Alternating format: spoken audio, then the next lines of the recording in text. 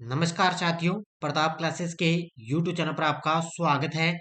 तो अपनी ये सीरीज को अपने आगे बढ़ाते हुए संविधान पॉलिटी यानी कि भारत और राजस्थान, तो आरपीएससी के द्वारा जितने भी एग्जाम के अंदर जो संविधान यानी कि पॉलिटी से क्वेश्चन पूछे गए हैं, उनकी अपनी एक सीरीज चलाई है। तो ये आज की अपनी 2 नंबर की सीरीज रहेगी। कल परसों जो मैंने आपको 1 नंबर की सीरीज जो मैंने आपको पढ़ाई थी 8 बजे शाम को, उसका टेस्ट आपको ऐप के अंदर मिल गया। जो अपनी आरपीएससी आरएसएम भी द्वारा ये ओल्ड क्वेश्चनों की टेस्ट सीरीज चल रही है, इसके अंदर आज आपको इसके अंदर टेस्ट है, वो पीछे वाली क्लास का टेस्ट मिल गया। और जो मैं आज आपके सामने ये 2 नंबर की सीरीज लेकर आया हूँ, इसका टेस्ट आपको जिस दिन 3 नंबर की सीरीज मिलेगी, उस दिन आपको इस 2 नंबर की क्लास का टेस्ट आपको मिलेगा। तो आज अपने बात करें क्लास नंबर 2 की, जो आरपीएससी द्वारा 2011 और 2022 तक पूछे गए प्रश्न। और ये जो सीरीज मैंने आपके लिए चलाई है, और ये सभी भर्ती परीक्षाओं के लिए एक ब्रह्मास्त्र प्रश्न होंगे आपके लिए और रहने वाले हैं। और साथ साथ में कुछ फैक्ट की मैं आपको साथ में प्रोवाइड करवाऊंगा। तो सारे विद्यार्थी एक बार सेशन को लाइक शेयर करेंगे, और जो साथी हमारे इस चैनल पर नहीं है तो जरूर आप चैनल को सब्सक्राइब करें और इसके पास लगे बेल आइकन का घंटा दबाएं, ताकि हम जैसे वीडियो अपलोड करें उसका नोटिफिकेशन आप तक है पहुंच जाएगा। तो ये आप टेस्ट सीरीज ज्वाइन कर लेना, क्योंकि पहले आप क्लास देखोगे, उसके बाद में ये टेस्ट दोगे, तो आपको अच्छी तरह से एकदम जो है क्वेश्चन आए हुए हैं वो बढ़िया तरीके से आपके याद हो जाएंगे। पहला क्वेश्चन आपके सामने आज की 2 नंबर की सीरीज। सभी साथियों को गुड इवनिंग। पहला क्वेश्चन, भारत में उपराष्ट्रपति को हटाने का प्रस्ताव लाया जा सकता है। भारत में उपराष्ट्रपति को हटाने का प्रस्ताव लाया जा सकता है लोकसभा द्वारा, राज्यसभा द्वारा, मंत्रिपरिषद द्वारा, संसद की संयुक्त द्वारा। तो ये मंत्रिपरिषद तो इसमें शामिल होता ही नहीं, आपको पता है, इसको तो अपने कट ही कर देते हैं। तो उपराष्ट्रपति को हटाने का प्रस्ताव लाया जा सकता है। सबसे पहले अपने बात करें उपराष्ट्रपति की, तो वर्तमान में उपराष्ट्रपति अपने कौन है? जगदीप धनखड़। कौन है? जगदीप धनखड़। जो आपको पता है राज्यसभा का पदेन सभापति भी होता है उपराष्ट्रपति। तो उपराष्ट्रपति को हटाने का प्रस्ताव राज्यसभा द्वारा लाया जा सकता है। Option number B. इसका उत्तर देखें तो इसका उत्तर हो जाएगा राज्यसभा द्वारा हटाया जा सकता है। अब बात आई है राज्यसभा की, तो संविधान के 80 किसमें, संविधान का अनुच्छेद है 80 के अंदर राज्यसभा का उल्लेख है। मैं कुछ चीजें आपको बता देता हूँ। राज्यसभा का गठन हुआ था 3 अप्रैल 1952। कब हुआ? 3 अप्रैल 1952 को राज्यसभा का गठन। राज्यसभा में अधिकतम सदस्य कितने होते हैं? 250। और वर्तमान में कितने हैं? 245। अधिकतम 250 होते हैं और वर्तमान में 245। इसके अलावा जो राज्यसभा से संबंधित जो चुनाव होते हैं वो अप्रत्यक्ष रूप से होते हैं। और इसके अलावा राज्यसभा में राष्ट्रपति द्वारा 12 सदस्यों को मनोनीत भी किया जाता है। तो इतनी चीज आपको साथ में नोट करते जाना है। और उपराष्ट्रपति को हटाने का प्रस्ताव है वो राज्यसभा द्वारा लाया जा सकता है। अगला क्वेश्चन, उच्चतम न्यायालय के एक न्यायाधीश की पदच्युति किस अनुच्छेद में समाहित है? अब देखो, उच्चतम न्यायालय के एक न्यायाधीश की यहाँ पर उन्होंने अनुच्छेद पूछ लिया है भी। उच्चतम न्यायालय में एक न्यायाधीश होता है, उसको हटाने यानी कि उसको उठाने का जो प्रावधान है वो किस अनुच्छेद के अंतर्गत है, वो इसके अंदर पूछा गया है। तो इसका उत्तर आप देख सकते हो। सबसे पहले बात है, आपको पता होना चाहिए भी उच्चतम न्यायालय का जो अनुच्छेद है वो किस में है, तो वो है अनुच्छेद 124(4). किसमें है? 124(4) अनुच्छेद के अंदर है भी। उच्चतम न्यायालय का जो मुख्य एक न्यायाधीश होता है उसको पदच्युति अनुच्छेद में समाहित है। अब मैं कुछ नियुक्तियों की आपके लिए बात कर लेता हूँ। 124(1) की बात करें, इसके अंदर है गठन व संरचना का उल्लेख। सबसे पहले 124(2) की बात करूं, इसमें है उच्चतम न्यायालय की नियुक्ति। फिर 3 नंबर में बात करें, इसमें है उच्चतम न्यायालय की योग्यता न्यायाधीश की। और 4 नंबर में आपको बता दिया हटाने का कारण। और 6 नंबर में शपथ आ गई। और 7 नंबर में सेवा शर्तें आ गई है। तो ये याद रखना। और ये भी साथ में याद रखना, प्रथम मुख्य न्यायाधीश कौन थे भारत के अंदर है? वो थे हीरालाल जे कानिया। कौन थे? हीरालाल जे कानिया प्रथम मुख्य न्यायाधीश भी थे। और वर्तमान में 50वें मुख्य न्यायाधीश कौन है सुप्रीम कोर्ट के?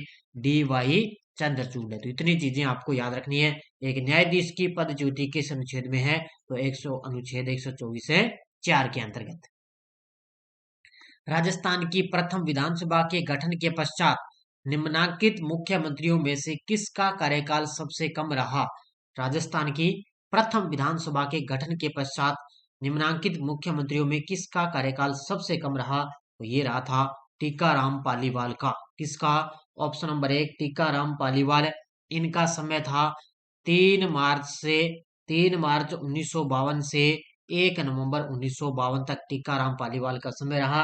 और आपको पता है टीकाराम पालीवाल राजस्थान के एकमात्र ऐसे व्यक्ति हैं जो मुख्यमंत्री भी रहे और उप मुख्यमंत्री दोनों रहे थे। और सबसे महत्वपूर्ण आपके लिए चीज नोट करने वाली है भी, जब टीकाराम मुख्यमंत्री थे उस समय मुख्य सचिव कौन थे, ये आपको याद रखना है, क्योंकि एग्जाम में आजकल पूछे जाते हैं। एग्जाम में मुख्य सचिव आपको याद रखना है, इनके समय कौन था? तो SW शिवशंकर, याद रखना SW शिवशंकर है, वो टीकाराम पालीवाल के समय मुख्य सचिव राजस्थान के थे। तो इतनी चीज आपको याद रखनी है। इनमें मुख्यमंत्रियों में सबसे कार्यकाल इनका सबसे कम है रहा था। वार्ड समितियों के गठन के लिए नगर पालिका की न्यूनतम जनसंख्या कितनी होनी चाहिए? वार्ड समितियों के गठन के लिए नगर पालिका की न्यूनतम जनसंख्या कितनी होनी चाहिए? ये होनी चाहिए 3 लाख। कितनी? 3 लाख है होनी चाहिए। और ये संविधान के किस अनुच्छेद में इसका उल्लेख है? जो है इसका उल्लेख है 243 है गह। गह में गह बोल सकते हो या इसको एस बोल सकते हो। तो गह या एस के अंदर है नगर पालिका की न्यूनतम जनसंख्या कितनी होनी चाहिए? 3 लाख कम से कम है होनी चाहिए। अनुच्छेद आपको याद रखना 243 गह या एस के अंदर इसका उल्लेख दिया हुआ है। निम्नलिखित में से किस अनुच्छेद का संबंध भारत के संविधान की 11वीं अनुसूची से है? निम्नलिखित में से किस अनुच्छेद का संबंध भारत के संविधान की 11वीं अनुसूची से है? आपको सबसे पहले याद रखना है 11वीं अनुसूची के बारे में थोड़ा बता देता हूं। 11वीं अनुसूची 73वें संविधान संशोधन 1992 द्वारा इसको जोड़ा गया। और 11वीं अनुसूची के अंदर पंचायती राज के 29 विषय शामिल है। कितने विषय शामिल है? 29 विषय पंचायती राज के शामिल है। तो इसका उल्लेख किसमें दिया हुआ है? इसका उल्लेख दिया हुआ है 243(6) के अंदर। ऑप्शन नंबर 4 इसका उत्तर हो जाएगा। 243(6) के अंदर है भारत के संविधान की 11वीं अनुसूची का उल्लेख है दिया गया है। इसको अलग अलग आपको आप चीजें लिख लिख के याद कर सकते हो। निम्नलिखित में से किस या किन संघ राज्य क्षेत्रों में त्रिस्तरीय पंचायती राज व्यवस्था है? ये अपने इंडिया से रिलेटेड क्वेश्चन आया था उस समय। तो ये किस क्षेत्रों के अंदर त्रिस्तरीय पंचायती राज व्यवस्था थी? इसके अंदर ये सब क्वेश्चन पूछा गया। तो त्रिस्तरीय पंचायती राज व्यवस्था थी अंडमान निकोबार द्वीप समूह में और चंडीगढ़, इन दोनों के अंदर अंडमान और निकोबार में और चंडीगढ़ के अंदर त्रिस्तरीय पंचायती राज व्यवस्था थी। इसमें कथन से रिलेटेड क्वेश्चन पूछा गया। इसका उत्तर हो जाएगा ए और बी, यानी कि ए और बी दोनों सही है। भारत के संविधान का कौन सा अनुच्छेद नगर पालिकाओं की संरचना से संबंधित है? अब देखो उस समय 11वीं अनुसूची आई थी पंचायती राज से संबंधित, अब आ गया नगर पालिकाओं की संरचना से संबंधित है। अब ये इसमें ज्यादा विद्यार्थी कंफ्यूज होते हैं, जैसे टी दे दिया, थ दे दिया, द दे दिया या न दे दिया, इसमें ज्यादा कंफ्यूज होते हैं। तो 243 तो सबको याद होता है, लेकिन जो अंदर वाले हैं तो वो याद नहीं होते। तो कौन सा अनुच्छेद नगर पालिकाओं की संरचना से संबंधित है? और वो कौन सा अनुच्छेद हो जाएगा? वो है 243 द। ऑप्शन नंबर 3 नंबर है इसका, ऑप्शन नंबर सी हो जाएगा इसका। 243 द ना, ये है नगर पालिकाओं की संरचना से संबंधित है। और 243 टी दिया हुआ है, ये किससे संबंधित है? ये है स्थानों का आरक्षण, ये आरक्षण से संबंधित है टी। और इसके बाद में जो थ दिया हुआ है, ये थ किससे है? नगर पालिका का गठन, नगर पालिका का गठन होता है वो थ में दिया हुआ है। और द मैंने आपको बता ही दिया नगर पालिकाओं की संरचना से संबंधित है। तो ये नोट करते जाना है। भारत के संविधान का कौन सा अनुच्छेद जिला योजना समिति के गठन का उल्लेख करता है? भारत के संविधान का कौन सा अनुच्छेद है जिला योजना समिति के गठन का उल्लेख करता है? जिला योजना समिति, तो वो कौन सा उल्लेख गठन है इसका? ये देखो आगे कितने आगे से आगे फिर बढ़ा दी यहाँ पे 243, तो ये यह और गह यानी कि ऑप्शन नंबर 4 243 यह और गह के अंदर जिला योजना समिति के गठन का उल्लेख करता है। अगर आपसे ये हिंदी वाले ये यह गह ना दे तो इससे अलग से अंग्रेजी वाले पूछ रहे तो अंग्रेजी वाले में आएगा जेड और डी। कौन सा आएगा? जेड और डी आएगा, ध्यान रखना इसके अंदर। इसमें जेड या डी दोनों में ही इसमें अनुच्छेद में जिला योजना समिति के गठन का उल्लेख किया गया है। किसने भारतीय दलीय व्यवस्था को प्रभावी दलीय व्यवस्था प्रिडोमिनेंट पार्टी सिस्टम कहा है? अब कुछ आपके सामने मैं लेकर आया हूँ आज 2-4 क्वेश्चन आगे आपके लिए इंडिया से संबंधित आएंगे। तो किस भारतीय दलीय व्यवस्था को प्रभावी दलीय व्यवस्था कहा है? तो ये कहा है किसने? जियोवनी सरटोरी ने। ऑप्शन नंबर ए किसने कहा? जियोवनी सरटोरी ने। ये सेकंड ग्रेड वाले साथी ध्यान रखना, भी आगे विदेश नीति वगैरह सारे क्वेश्चन इसमें आए हुए हैं, वो भी मैं लेकर आया हूँ। सेकंड ग्रेड वाले खास तौर से ध्यान रखना भी। किसने भारत की दलीय प्रणाली को एक दलीय प्रभावी व्यवस्था कहा है? ऐसा कौन सा व्यक्ति था जिसने भारत की दलीय जो प्रणाली है उसको एक दलीय प्रभावी व्यवस्था भी कहा है? ये कहा है किसने? डब्ल्यू एच मॉरिस जॉनसन ने। ऑप्शन नंबर सी किसने? डब्ल्यू एच मॉरिस जॉनसन ने भारत की जो दलीय प्रणाली है उसको दलीय प्रभावी व्यवस्था कहा है। निम्नांकित विद्वानों में से किसने भारतीय लोकतंत्र को साचार्य विहीन लोकतंत्र कहा है? निम्नांकित विद्वानों में से किसने भारतीय लोकतंत्र को साचार्य विहीन लोकतंत्र कहा? तो ये किसने कहा था? ये कहा है किसने? प्रदीप के छिब्बर ने। ऑप्शन नंबर सी इसका उत्तर हो जाएगा। प्रदीप के छिब्बर है, उन्होंने भारतीय जो लोकतंत्र है उसको साचार्य विहीन लोकतंत्र कहा है। ये कथन कई बार आपको बताया सेकंड ग्रेड के अंदर एग्जाम में सीधे सीधे रिपीट हो जाते हैं। अगला क्वेश्चन, यह उद्देशिका उत्कृष्ट गद्य काव्य है? नहीं, यह परिपूर्णता की तस्वीर है। यह कथन किसका है? लगा लो स्टार। हो सकता है आप फिर आपको एग्जाम के अंदर ये देखने को मिलेगा। तो यह उत्कृष्ट गद्य काव्य है? नहीं, यह परिपूर्णता की तस्वीर है। ये कथन किसका है? तो ये कथन है पंडित ठाकुरदास भार्गव का। ऑप्शन नंबर सी किसका? ये पंडित ठाकुरदास भार्गव का ये कथन पूछा गया है। ये देखो एक बार फिर कथन आ गया। आमतौर पर हमारी नीति ताकत की राजनीति से अपने को अलग रखने और महाशक्तियों के एक खेमे के विरुद्ध दूसरे खेमे में शामिल न होने की है। भारत की विदेश नीति के बारे में ये कथन किसका है? सेकंड ग्रेड वाले आपके स्पेशल टॉपिक दिया हुआ है विदेश नीति का, खास तौर से इस क्वेश्चन को ध्यान रखना। ये कथन किसका है? तो ये कथन किसका है? ये है पंडित जवाहरलाल नेहरू का। ऑप्शन नंबर 1 किसका है? पंडित जवाहरलाल नेहरू।